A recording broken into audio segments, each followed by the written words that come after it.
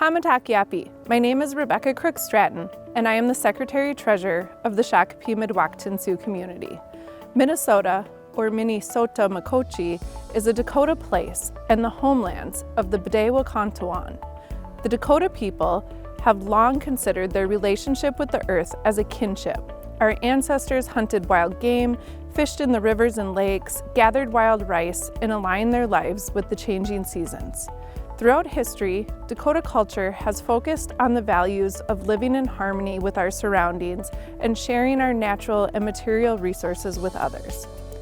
These values continue to guide the decisions of our government and community.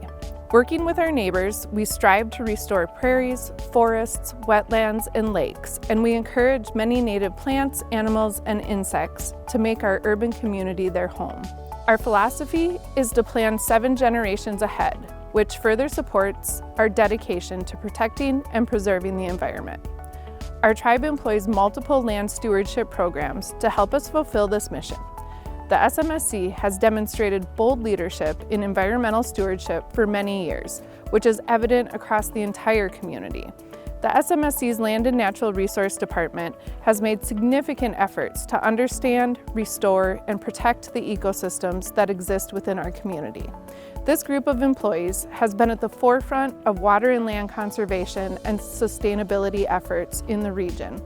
We value their role in our community and would like to share some of their work and accomplishments with you, such as low-impact development, clean water efforts, habitat restoration, and more.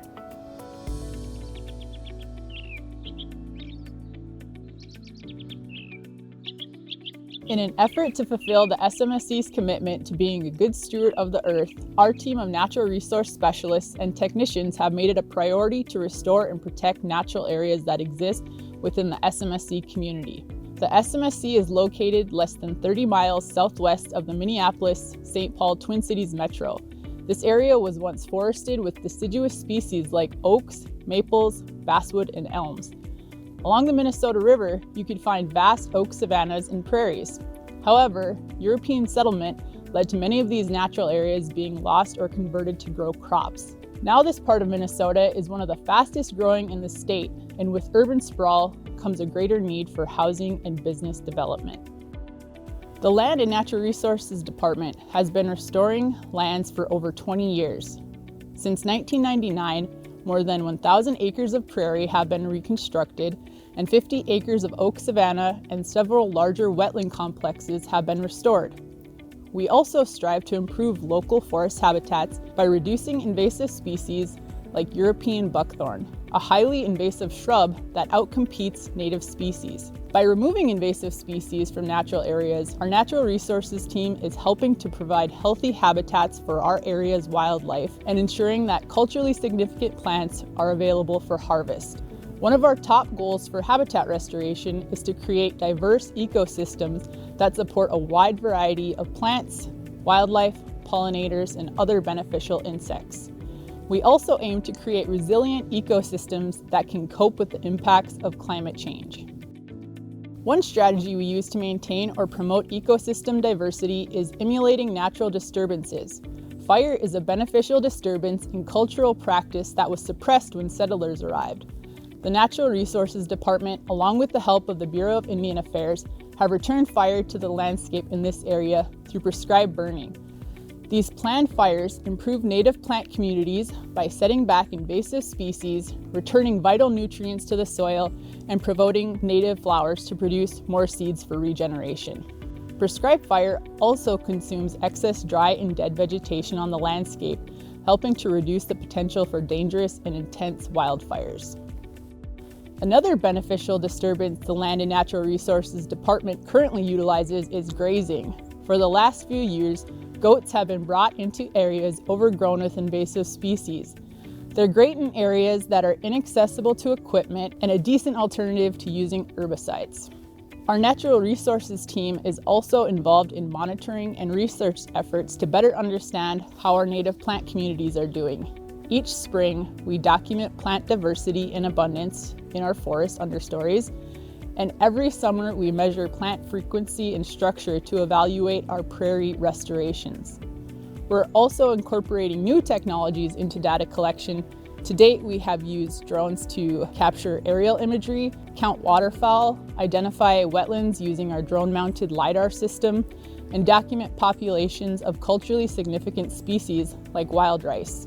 The Land and Natural Resources Department is also responsible for many wildlife initiatives. Staff have deployed several wildlife acoustic monitors and cameras in our local forests and prairies to detect bats, birds, and other species of concern. This helps us determine if any endangered species, like the northern long-eared bat or the Henslow sparrow, are utilizing our habitat on community land.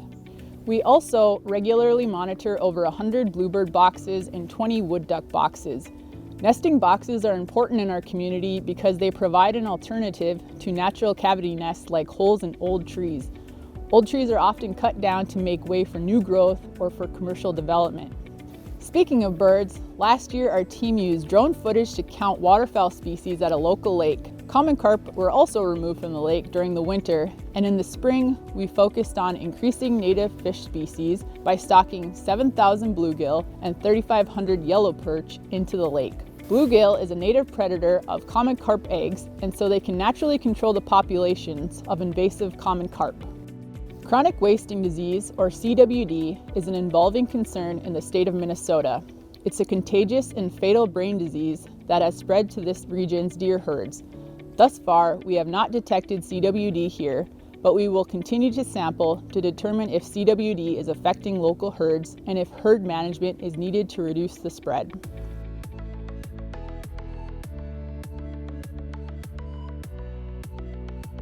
The Land and Natural Resources Department is fortunate to employ a wide variety of scientists and technicians who work every day to preserve the quality of the air, water, and natural areas found on SMSC community lands. We have several educational programs that give us the opportunity to share our staff's collective experiences and knowledge with SMSC community members as well as SMSC employees and neighboring communities. Ina Maka Yuoni Hapi, which translates to Honoring Mother Earth, is a program that brings together SMSC community youth and staff to explore and observe the natural world throughout the seasons. This program provides exposure to outdoor learning while incorporating traditional ecological and cultural knowledge. Our aim is to help community youth develop a deeper appreciation for the local plant and animal nations and the natural world around them. Every April, the Land and Natural Resources Department hosts an Earth Week, inspired by Earth Day. Since 2000, Earth Week has educated thousands of people about sustainable practices, water issues, alternative energy, habitat management, and many other natural resource-related topics. In addition, the Water Resources staff hosts a summer educational series focused on water-related topics for children ages 7 to 12. The department also provides tours for outside groups. People from infrastructure and planning backgrounds want to see our rain gardens and green roofs. Watershed organizations come to visit our water reclamation and reuse sites. Parks employees and outside tribal groups also come to walk our restored prairies and oak savannas. Internally, SMSC staff are encouraged to further their own understanding of science and technology for the betterment of the community. This has had a great impact in how we collect and interpret data. The SMSC is embracing automated and remote methods for gathering environmental information, using automated lake profilers, robotic pipe crawlers, and wireless sensor networks. But one of the biggest added benefits to the Land and Natural Resources Department's capabilities is the Unmanned Aerial Vehicle, or drone program. Our pilots can collect data with LiDAR sensors and use thermal, multispectral, and high-resolution cameras to produce high-quality imagery. Analysts can process this data to make 3D models of topography, estimate crop yields, or just make stunning visuals. The Land and Natural Resources Department staff are passionate about their jobs and are always willing to pass that enthusiasm on to others. These efforts are most effective when the knowledge is passed on to the community members, the greater public, and future generations. Here at the Shakopee-Mdewakanton Sioux community, waters are culturally significant and important for aquatic life, mitigation, and recreation. SMSC lands are perched above the Minnesota River at the top of the local watershed. With this location comes a responsibility to protect the quality of our waters as they reside on our lands and as they flow downstream through our neighboring communities. The SMSC Water Resources team has been monitoring local water bodies for over 25 years. This includes lakes, streams, wetlands, and springs. Our goals are to identify pollutants of concern, track progress of restoration projects, and ensure safe water quality for the community now and into the future. We collect data on compounds of concern in our area, including phosphorus and nitrogen from agricultural activity and chloride from winter road salting. We also monitor biological indicators for aquatic health and measure properties like dissolved oxygen, conductivity, and the flow of water entering and leaving SMSC lands. Since we share the watershed with several communities, we work together with surrounding organizations to restore lakes and combat invasive species. One example is the restoration of Arctic Lake. This was a partner effort that included returning surrounding agriculture land to prairie, installing an iron-enhanced sand filter to remove phosphorus from incoming water, implementing erosion control measures to reduce sediment from entering the lake, and removing invasive common carp. The SMSC Water Resources team has also operated and maintained a research-grade weather station for more than 20 years, collecting precipitation, evaporation, wind, and solar radiation data. This information is used to create a historical record of atmospheric conditions and provide input parameters to our water modeling efforts. Groundwater, which is our only source of drinking water, is very important to the SMSC. The Public Works Department produces high-quality water for the community and confirms this with daily testing. We monitor well pumping rates and community use to ensure that our local aquifers aren't taxed beyond sustainable levels. When necessary, we assess the vulnerability of our wells and limit activity in sensitive areas to ensure clean and safe drinking water. Stormwater and urban runoff can be sources of pollution to our local water bodies. Water Resources team performs routine inspections at construction sites, culverts, and stormwater outfalls to ensure compliance with federal regulations. These water-related efforts are paying off in the form of improved water quality, clean and ample drinking water, and healthier aquatic ecosystems. As the SMSC progresses into an uncertain climate of the future, this work will be important to the community and its neighbors for generations to come. The mission of the Land and Natural Resources Department is to protect and restore the lands and waters of the SMSC for the next 7 generations and beyond. Since lands held by the SMSC are in a rapidly developing suburban setting, incorporating green infrastructure into the built environment is one way to lessen the pressure of development on natural resources. When it comes to urban runoff, the SMSC believes in a keep it where it falls philosophy, instead of sending water quickly downstream for someone else to deal with. We accomplish this using a variety of practices. Over the last 20 years, the SMSC has installed 24 rain gardens and multiple micro prairie areas within landscape settings, as well as constructed more than 60,000 square feet of green roof. These vegetated areas retain stormwater from rainfall events, provide habitat for pollinators, filter air pollution, regulate against temperature extremes, and provide cost-effective ways to reduce the need for additional infrastructure to treat urban runoff. Keeping it local, the SMSC's horticulture department is able to grow the native plants on-site for use in our vegetation-based practices.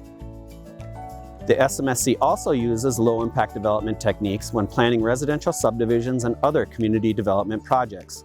This has led to the installation of 17,000 square feet of pervious asphalt, several walkways with pavers made from recycled plastic bottles, and many other design aspects targeted to reduce impervious surfaces, slow the flow of runoff, and capture pollutants on site. While we can't always infiltrate stormwater on site, the grounds around Mystic Lake Casino Hotel, the meadows at Mystic Lake Golf Course, and several surrounding areas are able to use some of that excess water for irrigation. Using both stormwater and wastewater effluent in the reuse irrigation system, we are able to both reduce reliance on groundwater and help decrease the volume of artificial flow that leaves SMSC lands.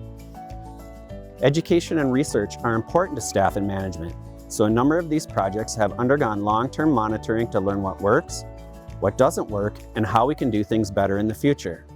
Many of the SMSC's green initiatives were innovative when implemented and still draw interest from local, state, and national groups. Several have been the focus of conference presentations, which has allowed us the opportunity to get feedback and ideas from other professionals. To pull all this off, it really takes a team effort. The Land and Natural Resources, Public Works, and Property Services departments and the horticulture staff work together from design and plan review to concept implementation to continued maintenance and monitoring. Having the support of the SMSC community, the Business Council, as well as skilled and dedicated employees in many departments enables us to fulfill our mission each and every day.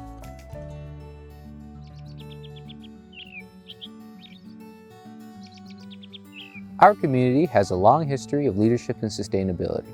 At the heart of those achievements is respect and care for Unchimaka, or Grandmother Earth in the Dakota language. We've developed a public site at smscnativegreen.org to inspire ourselves and others to continue that work. That's why the Native Green platform and videos like this one are so important, to share our experiences and learn from one another. Modern science and modern industry have made life better for us, but it's come at a cost. It's put us out of balance with the Earth to the point where our ecosystems can't keep up with the carbon being released into the atmosphere. To help combat this problem, the SMSC is actively working towards a goal of carbon neutrality and to build our resilience to climate change. It will take extraordinary work to bring Unchimaka back to a balanced path where our grandchildren and every generation can thrive. We hope that our bold leadership and innovation will inspire other communities as they chart their own sustainable paths.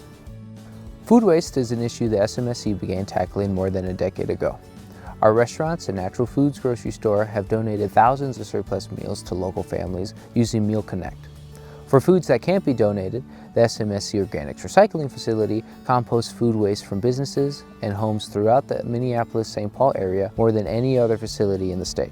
By keeping our region's spoiled foods out of our landfills, we eliminate more than 10,000 tons of greenhouse gas emissions every year. Looking ahead, we're working on to increase capacity and decrease the carbon intensity of our composting processes at a new location with new technologies. The carbon footprint of our buildings and vehicles is another important focus. We have recycled our restaurant's cooking oil to biodiesel for several years, and now we're planning a pilot study for an electric shuttle bus. The SMSC also has several electric vehicle charging stations, free bus services for employee commuters and guests, and preferred parking for motor pools.